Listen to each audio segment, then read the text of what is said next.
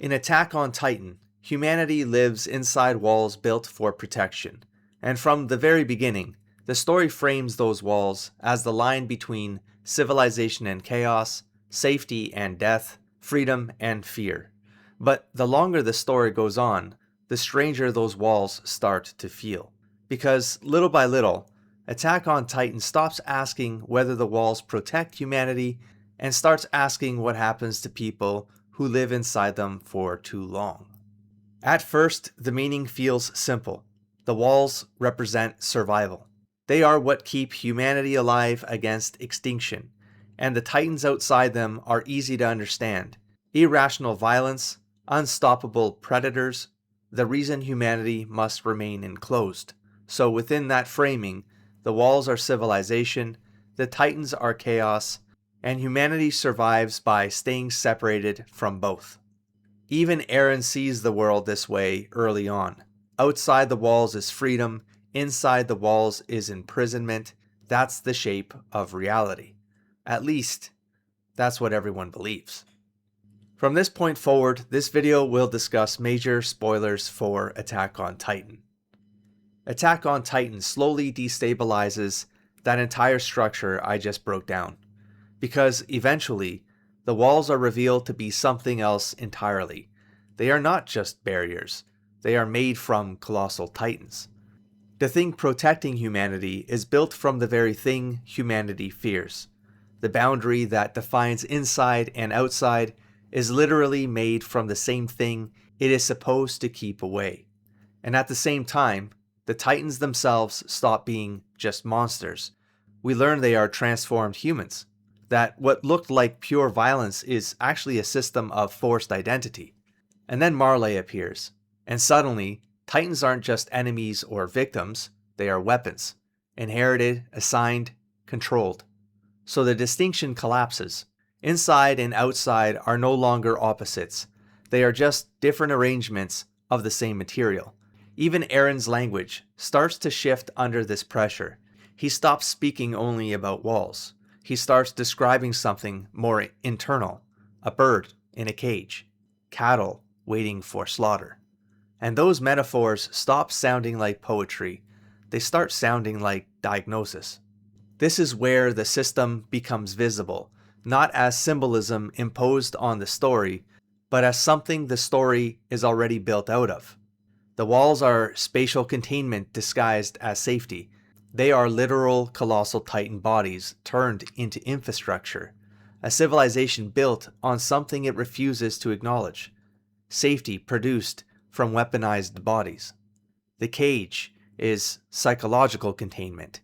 It is what happens when limits stop being physical and become assumed. Eren's bird in a cage isn't just imagery, it's perception. The idea that even if you cannot see the barrier, you still behave as if it's there. Memory manipulated, inherited ideology, fear of the outside. All of it reinforces the same invisible structure. Livestock is what happens when containment becomes value. Eldians are not just trapped, they are categorized, managed, turned into something that can be used.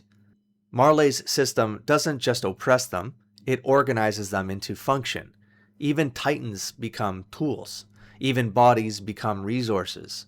At that point, containment is no longer just physical or psychological. It becomes administrative.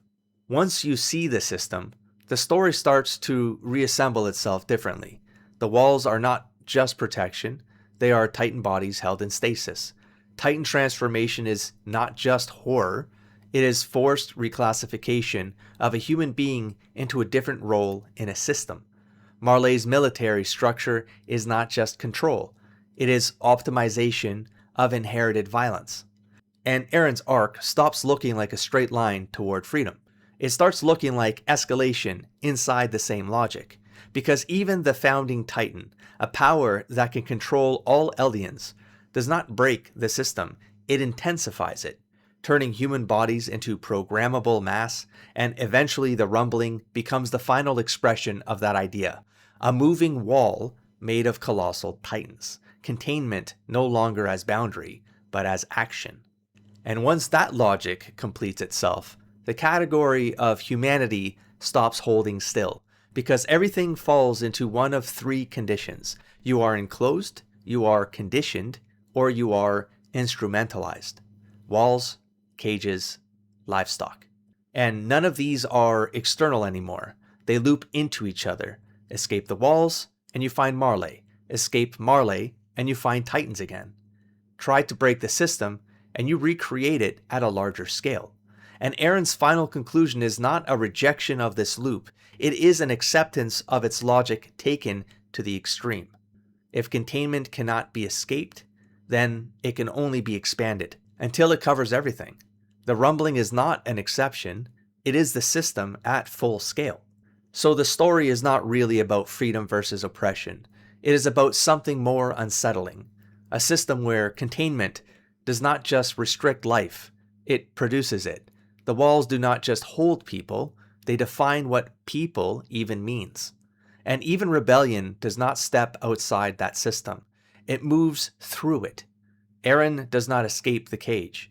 He expands it until it matches the world. And that is where the tragedy sits. Not in failure to leave, but in the inability to imagine life without the structure that defines it.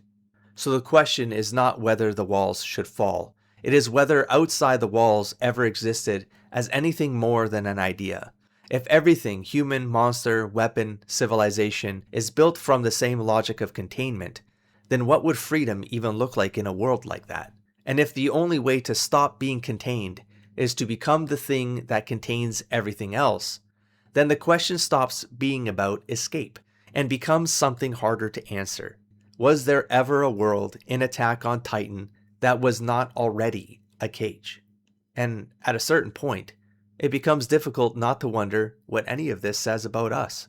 Maybe that's something worth thinking about.